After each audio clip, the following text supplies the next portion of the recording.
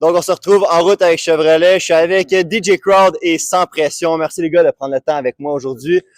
Moi, j'aimerais ça, parce que là, je vous présente par le nom, mais j'aimerais ça, les deux, chacun vous donner le micro, puis que vous vous présentez un peu vos projets, la personne qui est derrière ce projet-là, qu'on comprenne un peu c'est quoi le vibe derrière les personnes. Yeah, what's up à tout le monde, man? What's up? On est au Festival TR en ce moment. Moi, c'est SP Sans Pression. Mon vrai nom, c'est Kamanga Mbikai. Certains m'appellent le parrain du mouvement hip-hop québécois. Je fais ça depuis que j'ai 13 ans. J'ai comme ça fait longtemps que je fais ça. Fait que, yeah, man, ton boy SP, hip-hop québécois since day one. Moi, c'est DJ Crowd, a.k.a. Mr. Just Google my name, the world famous, you already know. Le temps d'un jujube, je fais du rap québécois depuis 95. Je connais SP aussi depuis ces années-là. Bon ami, real shit, real type of love. Je me suis battu pour la cause des DJ toute ma vie. J'ai été DJ pour plein d'autres rappers de la nouvelle génération. Festival, lit comme un feu de forêt, la tournée. Allez checker le nouveau album à SP. Google ses vidéos. Checkez-moi, just Google the name. Tu vas sur Google DJ Crowd, puis on est lit comme un feu de forêt. You already know, gang. Vous êtes deux piliers du rap québécois, on s'entend. Je pense que je peux pas parler aux meilleures personnes que ça. Clairement, il y a eu une évolution dans les dernières années, les derniers 20 ans. Ça fait 20 ans, 30 ans que vous êtes sur la scène. Fait que vous savez ce qui s'est passé.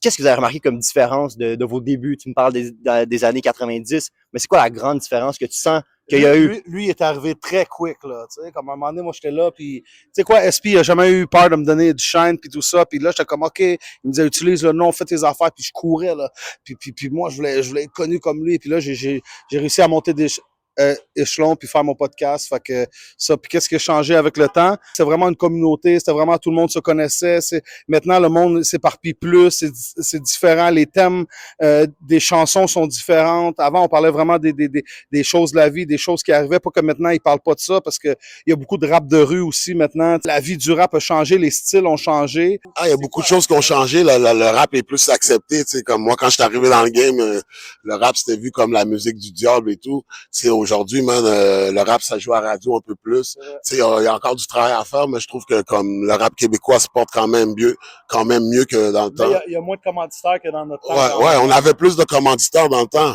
C'était lit. Tu sais, comme le rap a beaucoup, comme qui dit, a beaucoup changé. Il y a différents styles aujourd'hui. C'est comme, je pense qu'il y a de la place pour tout le monde. Puis je pense qu'il y a de l'argent à faire aussi. Tu sais, dans le temps, tu pouvais pas penser à vivre de ta musique, man. Tu sais, mais aujourd'hui, on vit de notre musique, puis on est bien. Fait que longue vie au hip-hop québécois, man. Si maintenant, avec les réseaux sociaux, plus facile d'aller rejoindre son public qu'avant, ça devait être vraiment plus difficile d'aller rejoindre ce monde-là qu'on essaie de toucher, surtout avec le rap. Au début, dans les années 90, pas trop écouté à Montréal, pas trop reconnu, tandis que là, on a vraiment vu l'effervescence du rap monter, le monde en veut. Fallait que tu ailles au HMV. Tu te déplaçais jusqu'au HMV, t'achetais les CD, 40, 50, 60, 70 000, tu sais. On s'entend entre faire acheter un CD à quelqu'un ou juste faire télécharger sa musique, on n'est pas du tout dans le même défi, là. Le monde consommait des albums. Moi, j'ai acheté un album, je pesais play, j'écoutais l'album de A à Z. Aujourd'hui, man, on découvre des artistes, man, avec des fois, c'est juste comme tu connais une tune du gars ou deux, trois chansons, mais comme le monde consomme pas la musique pareil. Les chansons étaient plus longues. Territoire hostile a duré comme 6 minutes la chanson. Aujourd'hui, les chansons sont de plus en plus courtes.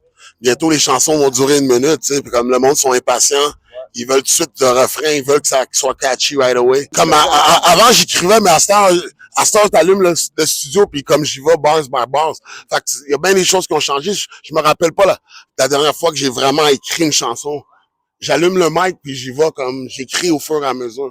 Si quelqu'un veut vraiment faire ça, il y a moyen de le faire. C'est accessible. Avant, on n'avait pas d'instrumental. À ce temps, tu veux un instrumental. Tu vas sur YouTube. Ou tu peux le faire toi-même, you know? Mais là, tu as dit, ça n'a pas changé. Mais une chose qui n'a pas changé, c'est vous deux, votre relation, au fil du temps, c'est resté la même. On s'entend que partager des projets, parfois, vous partagez la scène ensemble. Ça peut créer parfois des frictions. C'est sûr, partager des projets, quelque chose qu'on tient à cœur. Parfois, c'est ça qui cause des problèmes.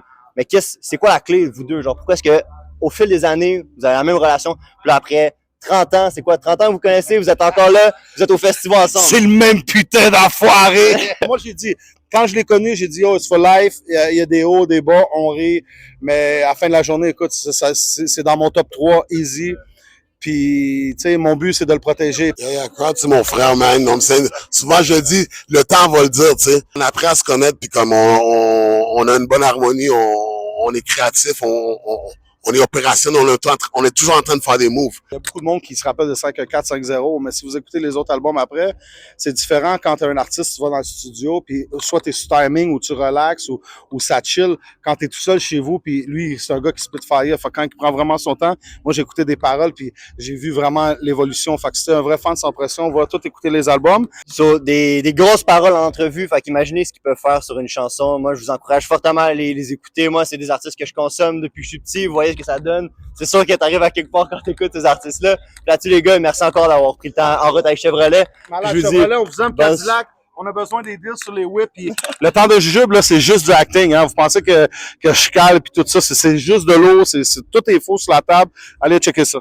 Merci beaucoup, les gars, encore une fois. Bonne soirée. Puis bon show ce soir. Yeah, man. Merci beaucoup, les boys.